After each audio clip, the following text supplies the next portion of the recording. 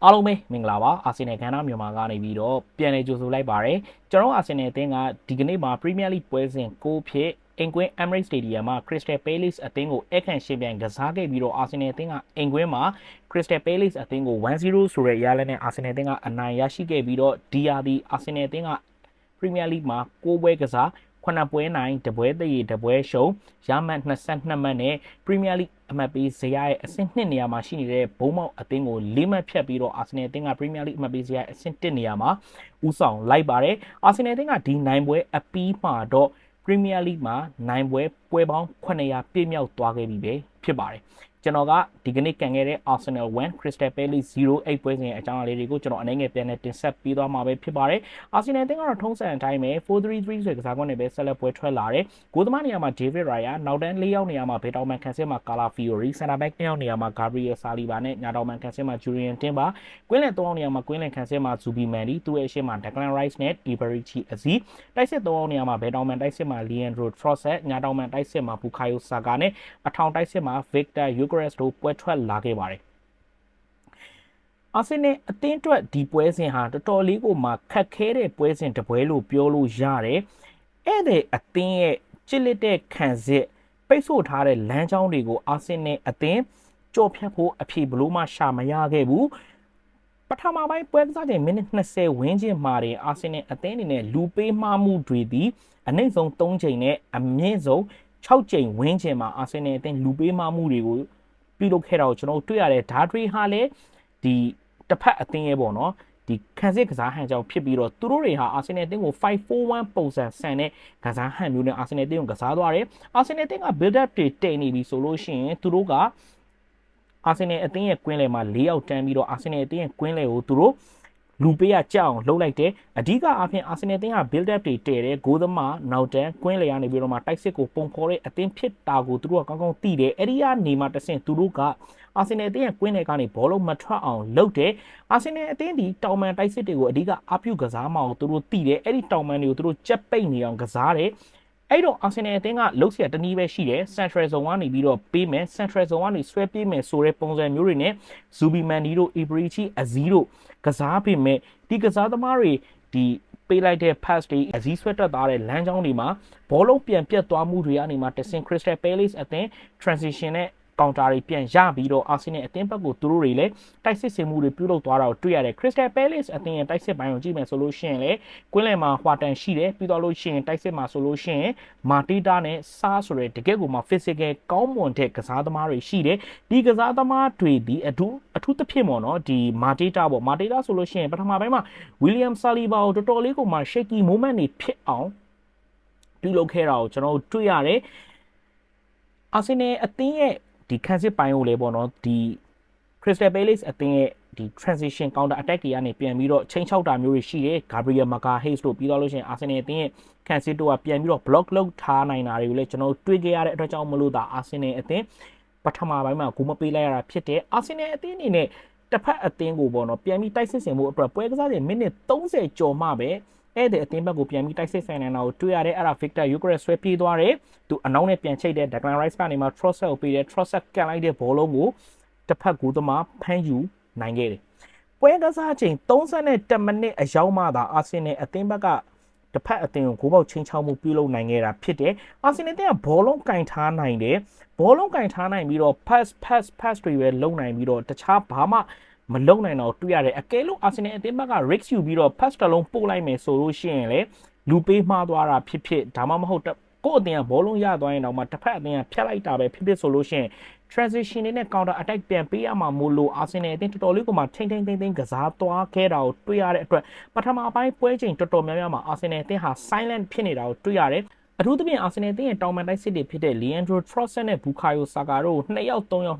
်လောက်တောက်လျှောက်ပိတ်ထားတာကိုတွေ့ရပြီးတော့အထူးသဖြင့်ဆိုရင် Saka ဒီပွဲမှာဆိုလို့ရှိရင်ဘာမှမလုံနိုင်တာကိုတွေ့ခဲ့ရပြီးတော့ Victor Gyökeres ဆိုလို့ရှိရင်လည်းဒီပွဲမှာဆိုလို့ရှိရင်သူဂိုးမသွင်းနိုင်သည့်တိုင်သူပြန်အနောက်ကိုဆင်းတဲ့ link up တွေတွဲသွားတာကိုကျွန်တော်တွေ့ရတယ်သူဂိုးမသွင်းနိုင်ခဲ့ဘူးဆိုပေမဲ့ဒီပွဲစဉ်မှာသူ့ရဲ့ကစားဟန်လေးကတော့အနည်းငယ်မဆိုးဘူးလို့တော့ပြောလို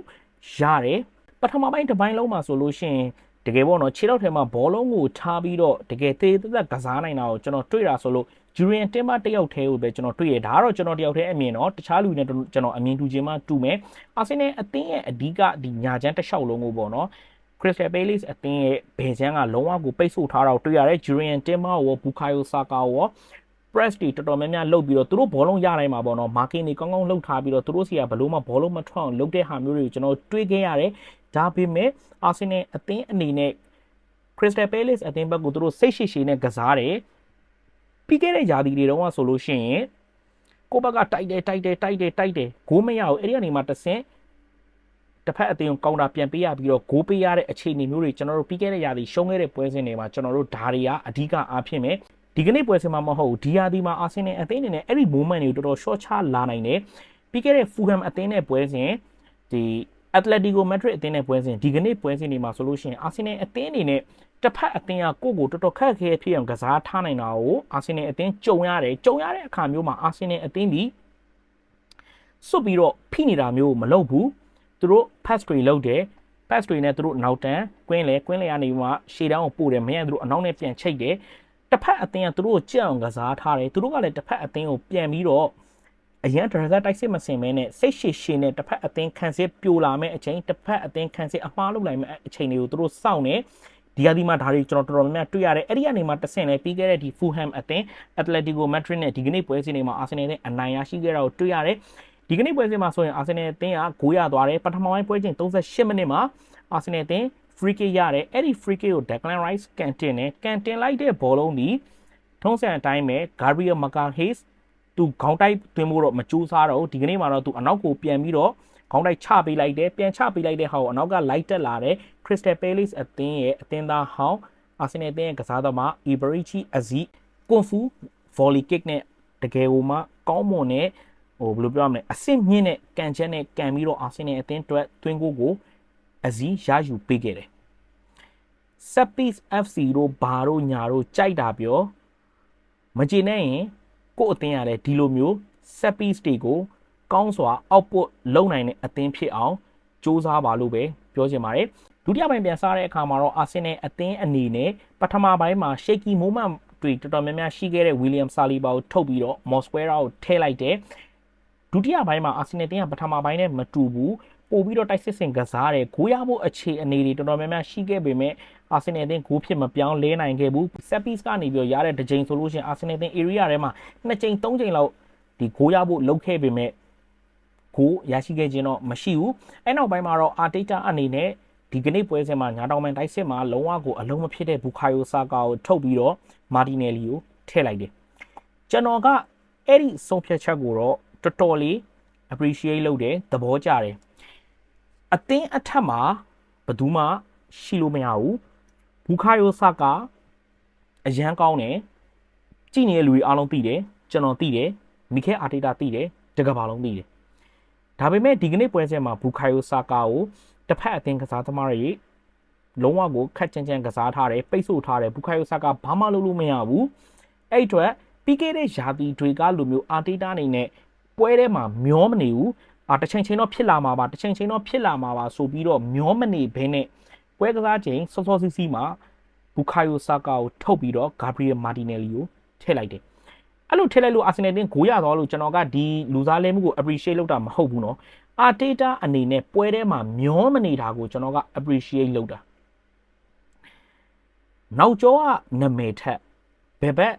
ရင်ဘတ်ပေါ်မှာရှိတဲ့တစိမ့်ကပို့ပြီးအရေးကြီးတယ်ဒီအသင်းအောင်မြင်ဖို့အတွက်ပို့ပြီးအရေးကြီးတယ်ဒါကြောင့်မလို့တချို့ကစားသမားတွေအရန်ကုန်ပို့တင်တဲ့အချိန်ပို့ရမယ်လူစားလဲတင်တဲ့အချိန်လဲရမယ်ဒါမျိုးတွေကိုအာတီတာလှုပ်ရဲရမယ်လှုပ်ရဲမှသာ risk ယူရဲမှသာလျှင်အောင်မြင်မှုကကိုယ့်စီကိုရောက်လာမှာဖြစ်တယ်အဲ့ဒီလူစားလဲမှုမှာမာတီနယ်လီဝင်လာတဲ့အာဆင်နယ်အသင်းဘာဖြစ်လဲညာတောင်မန်တိုက်စစ်ပွင့်သွားတာတွေ့ရတယ်ဂိုးရတာမရတာကအသာထားညာတောင်မန်တိုက်စစ်ပွင့်သွားတယ်ပြီးတော့ Gabriel Martinelli ရဲ့လုံအားနုံသူတောက်လျှောက်ခံစစ်ကိုဆင်းကူသွားတာမျိုးကျွန်တော်တွေ့ရတယ်နောက်ပိုင်းပွဲချိန်တွေမှာအာဆင်နယ်အသင်းအနေနဲ့ Declan Rice ကိုထုတ်တယ်ဒဏ်ရာရသွားတဲ့ပုံစံမျိုးတော့တွေ့ရတယ်ဒဏ်ရာပြင်းပြင်းထန်ထန်မဟုတ်ဘူးတော့ကျွန်တော်ကတော့မျှော်လင့်နေကျွန်တော်အားလုံးလည်းမျှော်လင့်ပါပဲ Declan Rice နဲ့ Calafiori ကိုထုတ်တယ် Mikel Merino နဲ့ Hincapié ဝင်လာတယ်Hincapié ဝင်လာပြီးတဲ့အခါမှာလည်းဒီကစားသမားအနေနဲ့တော်တော်ကောင်းမွန်တဲ့ခြေစွမ်းတွေကိုပြသသွားခဲ့တယ် ဒီသူတို့ငါတင်ပေးတဲ့ long ball တွေ cross ball တွေကိုသူ့အနေနဲ့ရှင်းထုတ်တာမျိုးတွေ block လုပ်တာမျိုးတွေကိုကျွန်တော်တွေ့ခဲ့ရတယ်လို့မျိုးပွဲကစားချိန်နှောင်းပိုင်းမှာဆိုလို့ရှိရင် Arteta အနေနဲ့အဇီးကိုထုတ်ပြီးတော့ Lewis Kelly ကိုထည့်ပြီးတော့ခန်းစစ်ကိုပို့ပြီးအားဖြည့်လိုက်တာမျိုးကိုတွေ့ရတယ်ဒီကနေ့ Mikel Arteta လုပ်ခဲ့တဲ့လူစားလဲမှုအားလုံးကိုတော့ကျွန်တော်တကယ် appreciate လုပ်တယ်ကျွန်တော်မနေ့ကရာသီတွေကပြောတယ်ကျွန်တော်ကြည့်နေတဲ့ညီကိုမောင်နှမတွေဆိုရင်သိလိုက်မယ် Arteta ဒီပွဲထဲမှာမျောနေတယ်ဘယ်အချိန်ဖြစ်လာမလဲဘယ်အချိန်ဖြစ်လာမလဲဆိုတဲ့အရာမျိုးတွေကိုသူစောင့်နေတာမျိုးတွေကိုကျွန်တော်တွေ့ရတယ်လို့ကျွန်တော်အချိန်ပေါင်းများစွာပြောခဲ့ဘူးတယ်ဒါပေမဲ့ဒီရာသီမှာတော့ Arteta အနေနဲ့စတက်သွားပြီကွင်းထဲကကင်ကန်အချက်အလက်တွေကစားပုံတာတာတွေကို तू မယူတော့ဘူး तू အာဆင်နယ်အသင်းအတွက်ဂိုးရအောင် तू ယူတယ်ဂိုးရအောင်ယူပြီးသွားတဲ့အခါမျိုးမှာဆိုလို့ရှိရင် तू နောက်ထပ်တကူထိုက်ယူဖို့ तू စူးစမ်းတယ်ဒုတိယပြန်စားတဲ့အခါမှာစူးစမ်းတယ်မရအောင်ဆိုလို့ရှိရင် okay ဘာမှပြဿနာမရှိဘူးငါတို့တကူသွင်းပြီးသားဒီတကူကိုငါတို့ရအောင်ထိန်းဆော့မယ်ဆိုတဲ့ပုံစံမျိုးနဲ့ခန်းစစ်အသားပေးနီးဖြူဟာတွေလူစားလဲမှုတွေပြုတ်လုပ်ပြီးတော့အာဆင်နယ်အသင်းရဲ့ခန်းစစ်ကိုသူ့အနေနဲ့အကောင်းဆုံးပြင်ဆင်ပေးပြီးတော့မှန်ကန်တဲ့နီးဖြူဟာကိုချမှတ်ပေးသွားတာကိုကျွန်တော်အရန်သဘောကျတယ်ပြီးခဲ့တဲ့300တီဇက်တိုင်းမှာအာတေးတာအနေနဲ့ဒီလိုမျိုးတွေမလုပ်ရဲခဲ့ဘူးဒီလိုမျိုးတွေတတိမရှိခဲ့ဘူးအခုဒီရာသီမှာတော့ squad ကပို့ပြီးတောင့်တင်းသွားတဲ့အတွက်သူဒါမျိုးတွေလှုပ်လာနိုင်တယ်ပြီးခဲ့တဲ့ရာသီတွေမှာသူအဲ့ဒါမျိုးတွေကိုသူမလုပ်ခဲ့တာက squad ကြောင်မဲလားသူ့ခေါင်းမှာမှုကြောင်မဲလားသူ့အတ္တကြောင်မဲလားဆိုတာကတော့သူ့တိုင်းမသိမယ်ကျွန်တော်တို့တော့မသိဘူးဒါပေမဲ့ဒီကနေ့ပွဲစဉ်မှာသူပြုလုပ်ခဲ့တဲ့လူစားလဲမှုတွေနီးဗျူဟာအပြောင်းလဲတွေဒီအရာအလုံးမှန်ကန်တယ်ဒီကနေ့အာဆင်နယ်အသင်းရဲ့ 1-0 ဆိုတဲ့နိုင်ပွဲအပြီးမှာတော့အာဆင်နယ်အသင်းဟာပြိုင်ပွဲစုံနောက်ဆုံး9ပွဲဇက်တိုက် clean sheet ရတယ် Premier League မှာဆိုရင်6ပွဲကစားတယ်6ပွဲ clean sheet ရတယ်3ဂိုးပေးထားရတယ်အဲ့ဒီ3ဂိုးထဲမှာ set piece က2ဂိုးဒီ Liverpool သွင်းတယ်ပြီးတော့လို့ရှိရင်ဒီ Newcastle United သွင်းတယ် open play ကတော့ Manchester City တသင်းနဲ့ရတာသွင်းထားနိုင်တာကိုကြည့်ချင်းအပြင် Arsenal အသင်းရဲ့ DR ဒီခန်းစစ်စွမ်းဆောင်ရေးခန်းစစ်ကစားသမားတွေရဲ့လုံအားနှုန်းဒါဒီခန်းစစ်ကစားသမားတွေရဲ့လုံအားနှုန်းတစ်ခုတည်းတော့မဟုတ်ဘူးတသင်းလုံးရဲ့အားကျိုးမှန်တက်ဒီခန်းစစ်ကိုလိုက်ပါပြီးတော့ကစားပေးနိုင်တာကြောင့်မလို့အာဆင်နယ်အသင်းနဲ့ဒီလိုကောင်းမွန်တဲ့ result ကိုရရှိခဲ့တာလို့ကျွန်တော်ကတော့ယုံကြည်တယ်ဒီ result ကိုဒီကစားပုံမျိုးကိုအာဆင်နယ်အသင်းဆက်ပြီးထိမ့်သိမ်းသွားနိုင်ဖို့အတွက်လိုအပ်တယ်ဒီဟာကိုသာဆက်ပြီးထိမ့်သိမ်းသွားနိုင်မယ်ဆိုရင်အာဆင်နယ်အသင်းဒီယာဒီမှာတော့ကျွန်တော်တို့မျှော်လင့်တောင်းတနေတဲ့စူဖလာ major စူဖလာတွေကိုအာဆင်နယ်အသင်းနဲ့အကောင်းဆုံးရယူနိုင်လိမ့်မယ်လို့ကျွန်တော်ကတော့ယုံကြည်ပါတယ်ဒီကနေ့ပွဲစဉ်ဟာအာဆင်နယ်အသင်းအတွက်3မှတ်ဆိုတာထက်ပိုတယ် Manchester City ရလက်ဆိုးတယ် Liverpool ရလက်ဆိုးတယ် Chelsea ရလက်ဆိုးတယ်ဒီ3သင်းရလက်ဆိုးမှုကိုအာဆင်နယ်အသင်းအနေနဲ့အကောင်းဆုံးအခွင့်အရေးယူနိုင်ခဲ့တယ်ပြီးခဲ့တဲ့ရာသီတွေမှာဆိုလို့ရှိရင်သူများအသင်းခြေချော်ရင်ကိုယ့်အသင်းကပါခြေချော်တဲ့ဟာမျိုးကိုအာတီတာအနေနဲ့အကောင်းဆုံးပြင်ဆင်လာနိုင်တာကိုတွေ့ရပြီးတော့ဒီပွဲအပြီးမှာအာဆင်နယ်အသင်းဟာအဓိကပြိုင်ဘက်လို့ယူဆရတဲ့ Manchester City အသင်းကိုအာဆင်နယ်အသင်းကဒီပွဲအပြီးမှာတော့6မှတ်ဖြတ်ထားနိုင်လိုက်ပါပြီလီဗာပူးအသင်းကို9မှတ်ဖြတ်ထားနိုင်လိုက်ပါပြီကျွန်တော်တို့အာဆင်နယ်ဖန်တွေအားလုံးအတွက်ရောအာဆင်နယ်အသင်းနဲ့သက်ဆိုင်သူတွေအားလုံးအတွက်ကောဒီပွဲဟာ3မှတ်ဆိုတာထက်ပိုတယ်ကျွန်တော်တို့အာဆင်နယ်အသင်းဒီယာဒီမှာဒီခြေစွမ်းကိုသာဆက်ထိန်သိမ်းသွားနိုင်ရင်ကျွန်တော်တို့မျှော်လင့်တောင်းတနေတဲ့စူဖလားတွေဟာကျွန်တော်အာဆင်နယ်အသင်းစီရောက်လာမယ်လို့ကျွန်တော်ကတော့ယုံကြည်တယ်ကြည့်နေတဲ့အာဆင်နယ်ဖန်ညီကိုမောင်နှမတွေရောဒီကနေ့ပွဲစဉ်ကြည့်ပြီးတော့ဘာတွေညီမိသေးတာရှိသေးလဲအောက်က comment မှာကျွန်တော်နဲ့ဝင်ရောက်ဆွေးနွေးပေးဖို့အတွက်ဖိတ်ခေါ်ပါတယ်ဒါဆိုရင်ကျွန်တော်ရဲ့အစီအစဉ်တွေဆက်နေမှုဒီနေရာမှာပဲရန်လာလိုက်ရပါတယ်ကြည့်ရှုအားပေးခဲ့ကြတဲ့ Arsenal fans ညီကိုမောင်နှမများအားလုံးကိုကျေးဇူးထူးပဲတင်ရှိပါတယ်